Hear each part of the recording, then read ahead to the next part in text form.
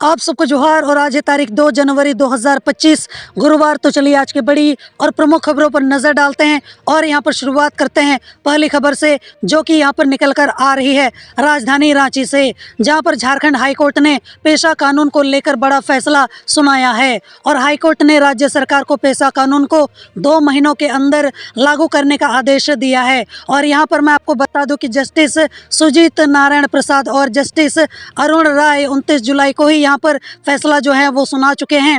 और 3 महीना बीत जाने के बाद यह न्यायिक आदेश सचिवालय पहुंचा है। और मैं यहाँ पर आपको ये भी बताता चलूं कि यहाँ पर पेशा कानून को चुनौती देने के लिए हाईकोर्ट में 3 याचिकाएं दायर की गई हैं। वहीं अब हाईकोर्ट से मिले आदेश के बाद झारखंड जनजातीय सलाहकार परिषद का गठन किया जाएगा और वहीं जनवरी महीने में ही टीम का गठन किया जा सकता है। और इसके बाद प्रस्ताव जनजातीय कल्याण विभाग द्वारा तैयार किया जाएगा और इस प्रस्ताव पर मुख्यमंत्री हेमंत सोरेन निर्णय लेंगे। हालांकि पेशा कानून को लेकर बीजेपी ने राज्य सरकार पर निशाना साधा है और भाजपा प्रदेश प्रवक्ता प्रतुल सहदेव ने कहा है कि हेमंत सोरेन की कथनी और करनी में बहुत बड़ा फर्क है। प्रतुल ने यह भी कहा है कि पेशा कानून नियमावली बनकर तैयार है। मुख्यमंत्री हेमंत सोरेन के केवल हस्ताक्षर से यहाँ पर इस कानून को धरातल पर उतारा जा सकता है, लेकिन अब तक केवल पेशा कानून के नाम पर हेमंत की सरकार ने आदिवासियों की आंखों में धूल झोंक रही है। उन्होंने ये भी कहा है कि अब तो हाईकोर्ट ने भी फटकार लगाई है, शायद अब जाकर हाईकोर्ट के आदेश का पालन करते हुए राज्य सरकार पेशा कानून लागू कर दे। वहीं इसी के उलट झुम्मो ने भी पेशा कानून पर अपनी प्रतिक्रिया दी है। झुम्मो नेता विनोद पांडे ने कहा है कि पेशा कानून को लेकर झारखंड में अगर कोई पार्टी ने मांग उठाई है तो वह झारखंड मुक्ति मोर्चा है। हम लोग शुरुआती दिनों से पेशा कानून के पक्षधर रहे हैं। हमारे नेता लंबे समय से सदन से लेकर सड़क तक पेशा कानून लागू करने की मांग करते आए हैं। अब यहाँ पर इसके अलावा विनोद पांडे ने भाजपा पर निशाना साधते हुए कहा है कि भाजपा कार्यकाल के समय पेशा कानून पर कभी ध्यान दिया ही नहीं गया। विनोद पांडे ने कहा है कि माननीय हाईकोर्ट के आदेश का पालन करते हुए जल्द से जल्द पेशा कानून को धरातल पर उतारा जाएगा। चलिए बढ़ते हैं अगली खबर की ओर, जो कि यहाँ पर निकल कर आ रही है प्रमोशन को लेकर, जहाँ पर झारखंड प्रशासनिक सेवा के साथ अधिकारियों को भारतीय प्रशासनिक सेवा में प्रोन्नति मिली है। और भारत सरकार के कार्मिक मंत्रालय ने इसे लेकर अधिसूचना जो है वो जारी कर दी है। और इसके साथ ही झारखंड सरकार को भी इसकी सूचना दे दी गई है। और मिली जानकारी के मुताबिक हाल ही में यूपीएससी ने इन अधिकारियों का साक्षात्कार लिया था। यूपीएससी बोर्ड की अनुशंसा के बाद ही कार्मिक मंत्रालय द्वारा झारखंड प्रशासनिक सेवा के इन अधिकारियों को प्रमोशन दिया गया है। और मैं यहाँ पर आपको बता दूं कि राज्य सेवा के 7 अफसरों को आईएएस संवर्ग में जो प्रोन्नति मिली है वह रिक्ति 2023 की है। और वहीं जिन अफसरों में आईएएस संवर्ग में प्रमोशन मिला है उनमें सुधीर बाड़ा, अनिल कुमार तिर्की, शैल प्रभा कुजूर, नीलम लता, इसके अलावा संदीप कुमार, पशुपतिनाथ मिश्रा और इसके अलावा राजकुमार गुप्ता जो हैं वो शामिल हैं। चलिए बढ़ते हैं अगली खबर की ओर, जो कि यहाँ पर निकल कर आ रही है गुमला से, जहाँ पर झारखंड के गुमला के जारी थाना क्षेत्र में नाबालिग छात्रा के साथ 3 लड़कों ने सामूहिक दुष्कर्म किया। और सूचना मिलने के बाद पुलिस ने त्वरित कार्रवाई करते हुए तीनों आरोपी लड़कों को गिरफ्तार कर लिया है और इसके बाद उनको जेल भी भेज दिया है सोमवार को। वहीं आरोपी 19 वर्षीय अनूप बेक, 20 वर्षीय अनिल बेक और 22 वर्षीय रोबिन लकड़ा जारी गांव के रहने वाले हैं। और अनूप और अनिल जो हैं वो सगे भाई हैं। पीड़िता के बयान पर पॉक्सो एक्ट के तहत नामजद केस दर्ज किया गया है। नाबालिग छात्रा रायडी थाना क्षेत्र की है। शनिवार की शाम नाबालिग छात्रा अपनी एक सहेली के साथ जारी थाना क्षेत्र स्थित कीतम बाजार गई हुई थी। वहां से लौटने के क्रम में अनूप, अनिल और रॉबिन ने छात्रा का अपहरण कर कुछ दूर ले गए और उसके साथ दुष्कर्म किया। वहीं छात्रा की सहेली किसी तरीके से वहां से भागने में कामयाब हो पाई। और इधर छात्रा के देर शाम तक नहीं लौटने पर परिजनों ने उसकी तलाश शुरू कर दी, लेकिन कुछ भी पता नहीं चल पाया। और रविवार सुबह छात्रा घर पहुंची और पूरी घटना की जानकारी दी। और इसके बाद परिजन शाम में उसे लेकर रायडी थाना पहुंचे। पूछताछ के बाद पुलिस ने पीड़िता के बयान पर केस दर्ज कर कार्रवाई करते हुए आरोपियों को गिरफ्तार कर लिया है। चलिए बढ़ते हैं अगली खबर की ओर, जहाँ पर भाजपा प्रदेश अध्यक्ष बाबूलाल मरांडी ने रोजगार और प्रतियोगी परीक्षाओं को लेकर राज्य सरकार पर तंज कसा है। है। और इसे लेकर बाबूलाल मरांडी ने अपने सोशल मीडिया हैंडल पर एक पोस्ट साझा किया है। अपने पोस्ट में उन्होंने लिखा है कि सीएम ने पहली कैबिनेट बैठक के बाद 1 जनवरी 2025 से पहले जेपीएससी और जेएसएससी परीक्षाओं के लिए नियुक्ति कैलेंडर जारी करने की घोषणा की थी, लेकिन साल का अंतिम दिन बीत जाने के बाद भी अब तक परीक्षा परिणाम या फिर कैलेंडर जारी करने की कोई भी पहल नहीं की गई है। और उन्होंने ये भी लिखा है कि मुख्यमंत्री पद की गरिमा का सम्मान करिए और झूठ बोलने की जो आदत है उसको छोड़कर प्रतियोगी परीक्षाओं का पारदर्शी क्रियान्वयन जो है वो शुरू कीजिए। और इसके अलावा यहाँ पर उन्होंने आगे एक और पोस्ट साझा करते हुए ये भी लिखा है कि झारखंड में बेरोजगारी जो है वो आसमान छू रही है। बेरोजगारी कम करने के लिए मुख्यमंत्री रोजगार सृजन योजना की शुरुआत की गई थी, पर यहाँ पर अफसोस इस बात का है कि ये जो योजना है वो केवल कागजों पर ही सिमट कर रह गई। और वित्तीय वर्ष 2024-25 में गिरिडीह जिले के 416 लोगों ने रोजगार के लिए आवेदन किया, लेकिन एक भी व्यक्ति को ऋण स्वीकृत नहीं हुआ। आगे उन्होंने ये भी कहा कि सिर्फ कागजी घोषणाओं से जनता का पेट नहीं भरता। वादे करना आसान है, लेकिन असली चुनौती उन्हें धरातल पर लागू करना होता है। और साथ ही उन्होंने सरकार से कहा है कि राज्य के लाखों युवा बेरोजगारी का जो दंश है वो झेल रहे हैं और अपनी घोषणाओं को कागजों से बाहर निकाल कर रोजगार के पर्याप्त अवसर जो है वो सृजित करिए। चलिए बढ़ते हैं अगली खबर की ओर, जो कि यहाँ पर निकल कर आ रही है जमशेदपुर से। और यहाँ पर पूर्वी सिंहभूम जिला मुख्यालय जमशेदपुर में न्यू ईयर की पार्टी मनाने के लिए 3 दोस्त निकले थे। तेज रफ्तार कार यहाँ पर एक पेड़ से टकराई और 2 दोस्तों की मौत हो गई। घटना यहाँ पर टेल्को थाना क्षेत्र के सुमंत मोलगांवकर स्टेडियम के पास हुई है। और तेज रफ्तार कार ने जैसे ही पेड़ को ठोकर मारी, उसमें सवार 2 लोगों की मौके पर ही मौत हो गई। कार की पिछली सीट पर बैठे एक व्यक्ति की हालत काफी ज्यादा गंभीर है। मृतकों में एक की उम्र 20 और दूसरे की 23 वर्ष है। वहीं मृतकों की पहचान टेल्को बैंक ऑफ इंडिया के पास क्वार्टर नंबर K2-15 में रहने वाले रोशन कुमार जिसकी उम्र 20 वर्ष और छोटा गोविंदपुर निवासी आयुष चौहान जिसकी उम्र 23 वर्ष बताई जा रही है के रूप में हुई है। और यहाँ पर दोनों युवकों के शव को पुलिस ने अपने कब्जे में लेकर पोस्टमार्टम के लिए MGM मेडिकल कॉलेज भेज दिया है। और वहीं 31 दिसंबर और 1 जनवरी की दरमियानी रात करीबन 2 बजे के आसपास हुई इस दुर्घटना में गंभीर रूप से जख्मी आयुष मिश्रा के दोनों पैर टूट गए। वहीं इसके अलावा आयुष चौहान के परिजनों ने बताया कि रात करीबन 11:30 बजे उसने कहा कि वह दोस्तों के साथ घूमने जा रहा है और इतना कहकर वो अपनी बाइक से निकल गया। फिर तीनों दोस्त जो है वो एक जगह पर मिले। उसके बाद रोशन कुमार ने अपनी कार निकाली और तीनों दोस्त उसमें सवार होकर पार्टी मनाने के लिए निकल गए और रोशन ही यहाँ पर कार जो है वो चला रहा था। आयुष चौहान के परिजनों ने बताया कि आगे की सीट पर आयुष चौहान बैठा था।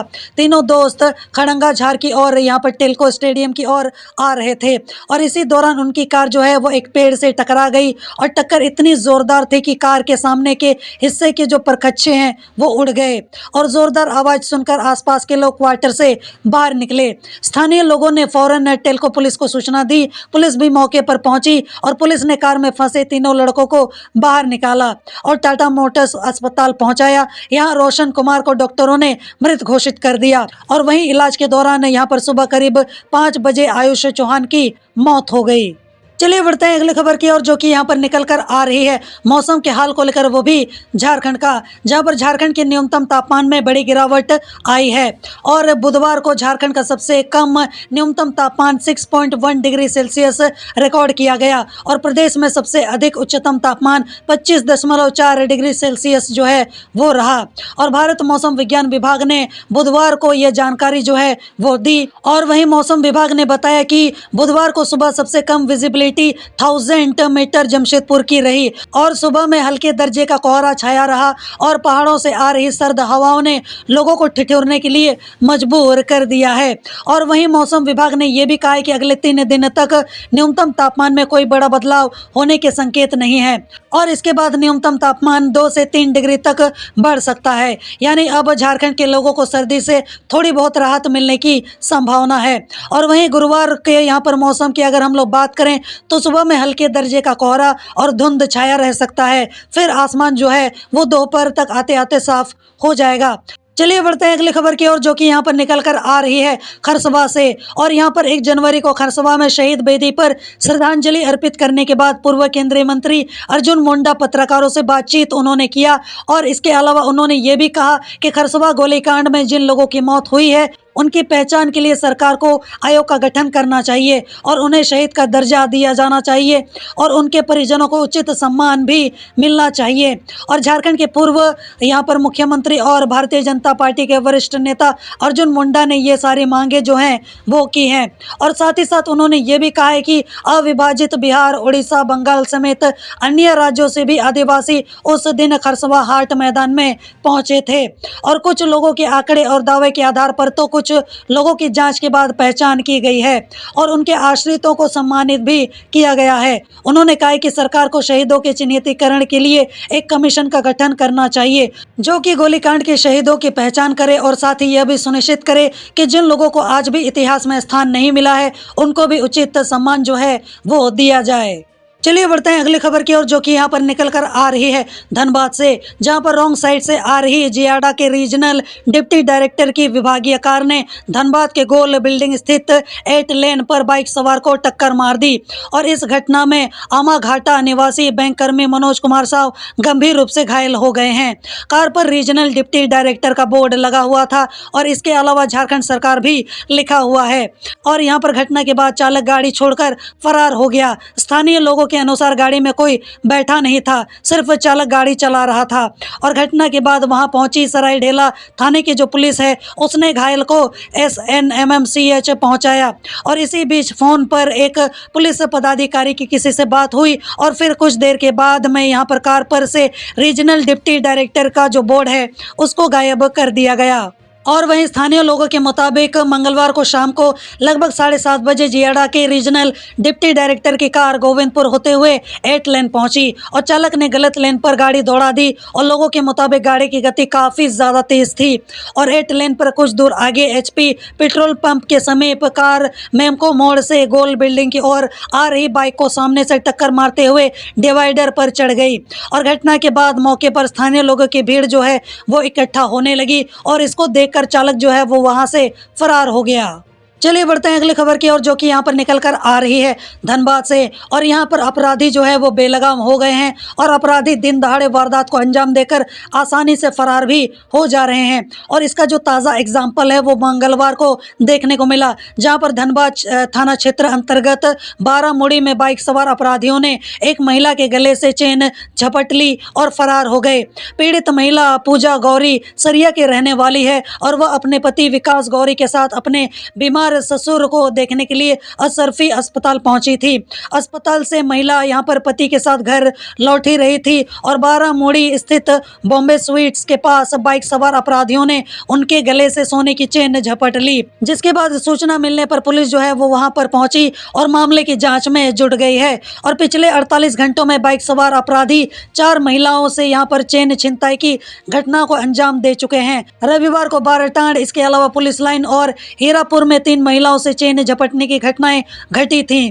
वहीं यहाँ पर मंगलवार को भी अपराधियों ने दिन दहाड़े 12 मुड़ी से महिला के गले से चेन झपट ली। और आए दिन यहाँ पर इस तरीके की घटनाओं की वजह से यहाँ पर सुरक्षा व्यवस्था पर सवाल जो हैं वो खड़े हो रहे हैं कि धनबाद में आखिर ये सब क्या चल रहा है। चलिए बढ़ते हैं अगली खबर की ओर, जो कि यहाँ पर निकल कर आ रही है बोकारो से, जहाँ पर पेटरवार बोकारो पथ पर पेटरवार थाना क्षेत्र अंतर्गत मंजली सीरी मोड़ के निकट एक सड़क दुर्घटना में एक युवक जिसका नाम भोला राजवार, जिनकी उम्र 25 वर्ष बताई जा रही है, कि घटनास्थल पर ही मौत हो गई। जबकि यहाँ पर बाइक पर सवार रवि राजवार, जिसकी उम्र 12 वर्ष बताई जा रही है, वो गंभीर रूप से घायल हो गया है। और यहाँ पर रिश्ते में दोनों मामा भांजे हैं।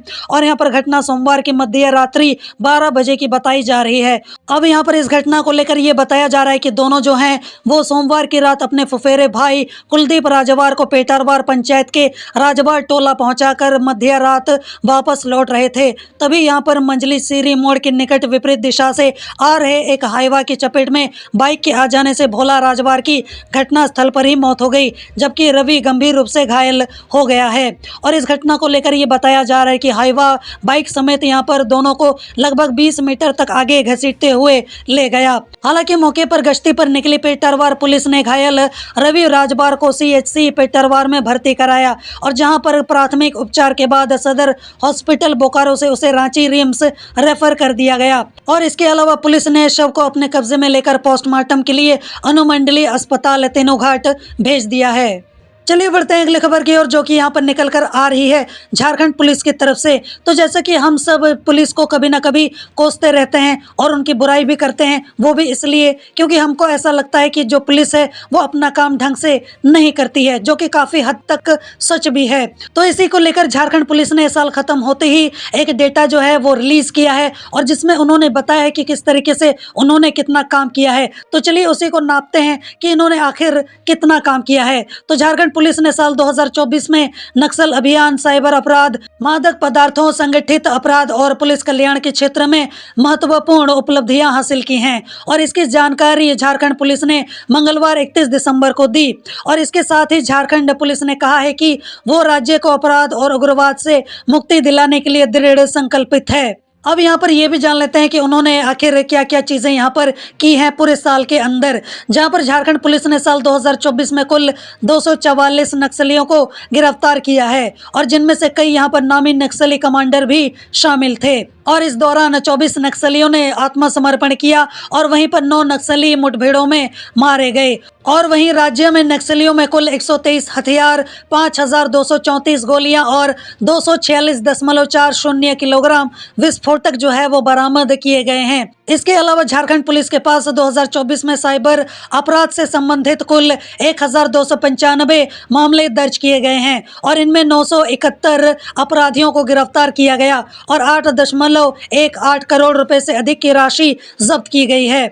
इसके साथ ही साइबर अपराध को रोकने के लिए विकसित किए गए प्रतिबिंब ऐप का प्रभावी उपयोग करते हुए पुलिस ने 274 मामले जो हैं वो सुलझाए हैं और वहीं इसकी मदद से पीड़ितों को 77 लाख रुपए वापस दिलाए गए। साथ ही साथ पुलिस ने साल 2024 में मादक पदार्थों के खिलाफ महत्वपूर्ण कार्रवाई की है और इसमें 1407.10 किलोग्राम अफीम, 4251.20 किलोग्राम गांजा और 1.82 करोड़ रुपए से यहाँ पर अधिक की जो राशि है उसको जब्त किया है। और इसके अलावा राज्य में 3975 एकड़ भूमि पर भी यहाँ पर की गई अवैध अफीम की खेती को भी नष्ट किया गया। और वहीं इसी साल पुलिस के पास संगठित अपराधियों और आतंकवादियों के खिलाफ 97 मामले दर्ज किए गए और इनमें से कार्रवाई करते हुए पुलिस ने विभिन्न गिरोह के 154 अपराधियों को गिरफ्तार किया। साथ ही ATS ने अलकायदा के 4 आतंकवादियों को भी गिरफ्तार किया और 1.22 करोड़ रुपए की राशि के साथ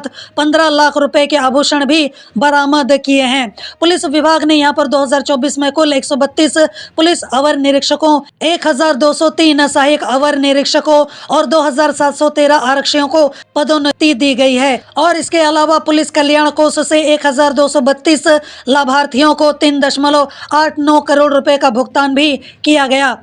झारखंड पुलिस के जवानों ने साल 2024 में विभिन्न राष्ट्रीय खेल प्रतियोगिताओं में भी उत्कृष्ट यहाँ पर प्रदर्शन जो है वो किया है, जिसमें बैडमिंटन और योगासन खेलों में पदक भी प्राप्त किए गए हैं। और इसके अलावा झारखंड में लोकसभा और विधानसभा चुनाव शांतिपूर्ण तरीके से और निष्पक्ष तरीके से संपन्न होने में भी पुलिस का योगदान सराहनीय रहा है। बाकी इसको लेकर आपकी क्या राय है, आपके क्या विचार हैं, आप मुझे कमेंट में जरूर बताना कि ये जो उपलब्धियां झारखंड पुलिस के द्वारा हमें गिनवाई गई हैं, क्या इससे आप संतुष्ट हो, खुश हो कि जितना काम किया गया है उतना काफी है। चलिए बढ़ते हैं अगली खबर की ओर, जो कि यहाँ पर निकल कर आ रही है राजधानी रांची से, जहां पर रांची के पंडरा में सोमवार को 13 लाख की लूट और होटल मैनेजर पर फायरिंग मामले का IG अखिलेश कुमार झा और DIG अनूप बिरथरे ने खुद जायजा लिया और इस दौरान IG ने घटनास्थल का दौरा भी किया और मामले की विस्तार से जानकारी ली और पुलिस पदाधिकारियों को इस कांड का जल्द से जल्द खुलासा करने का निर्देश भी दिया है। और इसके बाद IG अखिलेश कुमार झा मेडिका अस्पताल पहुंचे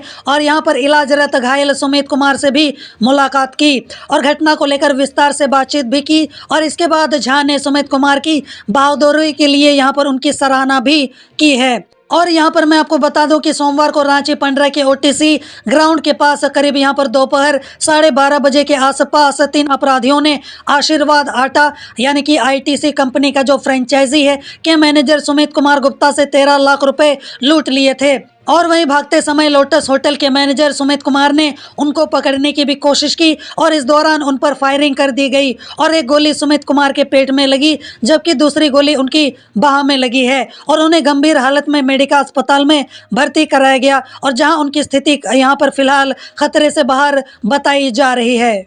चलिए बढ़ते हैं अगली खबर की ओर, जो कि यहाँ पर निकल कर आ रही है लोहरदगा से, जहां पर कांग्रेस की ओर से लोकसभा के सांसद सुखदेव भगत को 5 राज्य जैसे कि झारखंड, छत्तीसगढ़, बिहार, उड़ीसा और बंगाल का कांग्रेस संसदीय दल का राज्य कमेटी संयोजक बनाया गया है। और यह जानकारी कांग्रेस संसदीय दल के सचिव डॉक्टर अमर सिंह ने पत्र के माध्यम से दिए हैं। और इसी प्रकार एंटो एंटनी को 2, जोधी मणि को 2, इसके अलावा GC चंद्रशेखर को 1 और साथ ही साथ यहाँ पर डॉक्टर मल्लू रवि को 1, वहीं परिणीति शिंदे को 2, विजेंद्र ओला को 2, अरुण चौधरी को 1 और गुरजीत सिंह को 3, साथ ही साथ इमरान मसूद को 2 और रकीबुल हुसैन को 4 राज्यों का संयोजक बनाया गया है। और मैं यहाँ पर आपको ये भी बता दूं कि संसद सत्र में सुखदेव भगत के बेहतर कार्यों को देखते हुए केवल सुखदेव भगत को 5 राज्यों का संयोजक बनाया गया है। सांसद सुखदेव भगत 5 राज्यों के सांसदों के साथ समन्वय स्थापित कर इन राज्यों में सांसदों के माध्यम से संगठन की मजबूती प्रदान करने, कांग्रेस संसदीय दल के कार्यों को बेहतर ढंग से चलाने एवं संसद में सांसद संसदीय कार्य प्रणाली के अनुसार कार्य करें, उसके लिए प्रेरित करेंगे।